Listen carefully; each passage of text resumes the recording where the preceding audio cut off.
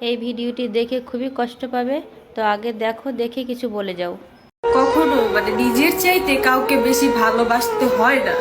আর কাউকে ছাড়া যে আমরা থাকতে পারবো না এমনটা না। আমি মনে করি একটা সম্পর্কে দুইজনের এফোর্ট দিতে হয়, টান থাকতে হয়। কিছু না সম্ভব, কিন্তু একটু খারাপ লাগবে। আমার এফোর্ট দিছি, লয়াল ছিলাম, চাইছি, কিন্তু আমি মনে করি একটা মানুষ যদি না চায় তাকে আর বিরক্ত করতে হয় না। এফোর্টটা থাকে না ভাই। কেন একটা মানুষ রিলেশনশিপ করে না, বছরখানিক যায় না, চাইছি থাকতে, সে আমাকে রাখে নাই। কিন্তু আমি একদিক দিয়ে বলতে পারবো আমি ঠকি নাই, আমাকে ঠকানো হয়েছে। আমি কথা বলতে পারতেছিলাম, আমার এত পরিমাণ কষ্ট লাগতেছে। এত কিছু যদি বিন্দু পরিমাণ নিজের জন্য করতাম, আজকে অন্তত ভালো থাকতাম। কারোর জন্য আমার লাইফ থাইমা থাকবে না। মানুষ এত মেমোরি কিভাবে ভুলে, এত টাইম স্পেন্ড করছে, এগুলো কিভাবে ভাই ভুলা যায়? মানুষ সব সহ্য করতে পারে, কিন্তু ভালোবাসার মানুষের ইগনোর, অবহেলা, তার ব্যবহার, এগুলা যখন দেখে যে না কোনো কিছুই ঠিক নাই, তখন সেই মানুষটা ঠিক থাকতে পারে না।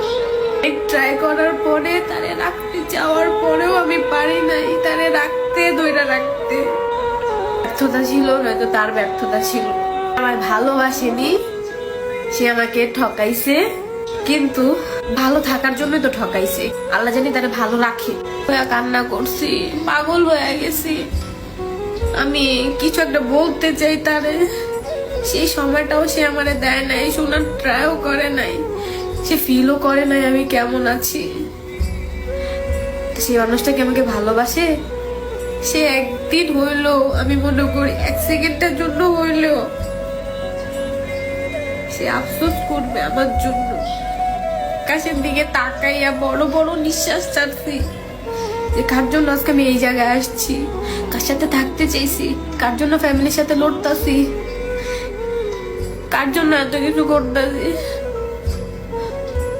এট লাস্ট সে মানুষটাই বুঝিয়ে দিল দুনিয়াতে কেউ কারোর জন্য না।